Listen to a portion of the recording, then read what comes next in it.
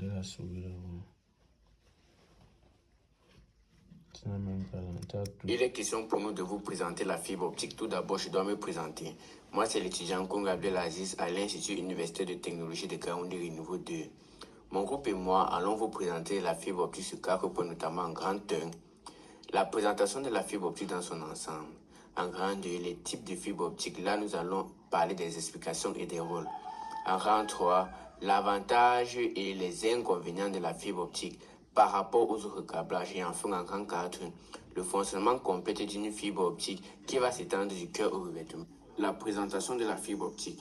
Tout d'abord, nous avons différents types de câblages.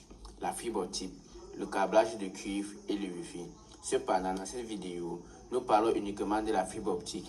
Il est important de savoir que la fibre optique est une technologie de transmission de données qui utilise la lumière pour transmettre les informations sur de longues distances avec une rapidité et une capacité très élevée. Elle est constituée de fils en verre ou en plastique très fin, capable de transporter des signaux lumineux.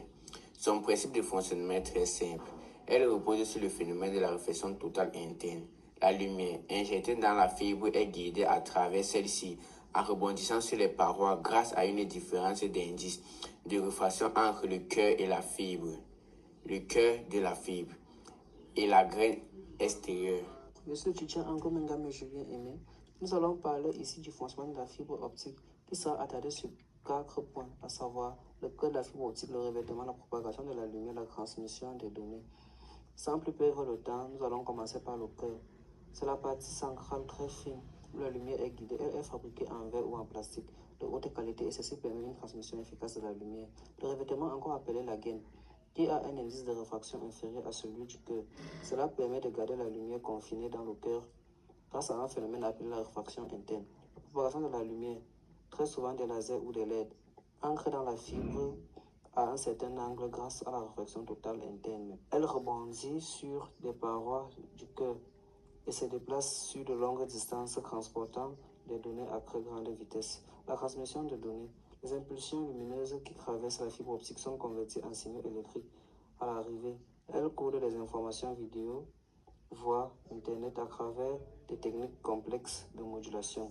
En résumé, le cœur guide la lumière tandis que le revêtement empêche cette lumière de s'échapper, permettant ainsi une transmission rapide et fiable des données. Les avantages de la fibre optique sont 1. Une bande passante élevée qui pousse le périmètre de transmission à être élevé. 2.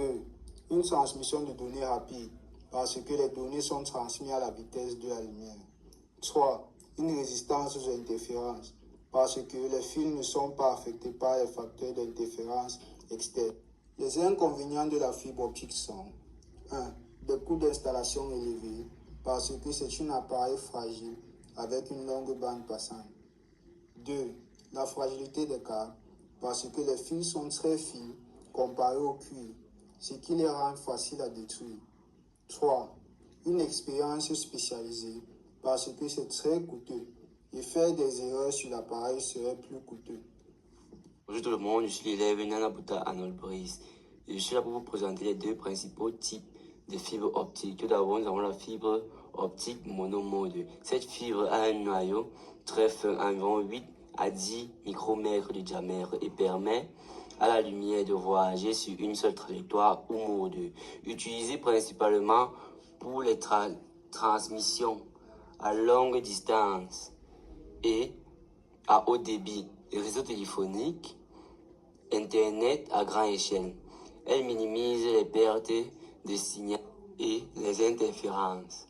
Comme autre type de fibre optique, nous avons la fibre optique multimode. Elle a un noyau plus large, 50 à 62,5 micromètres de diamètre, permettant à la lumière de se propager en plusieurs modes ou chemins. Utilisée pour les courtes distances, comme dans les réseaux locaux LAN, car les multiples modes provoquant plus de dispersion de la lumière, réduisant ainsi la portée.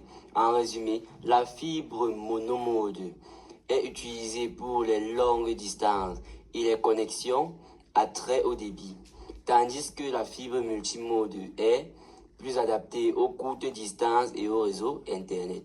Merci bien.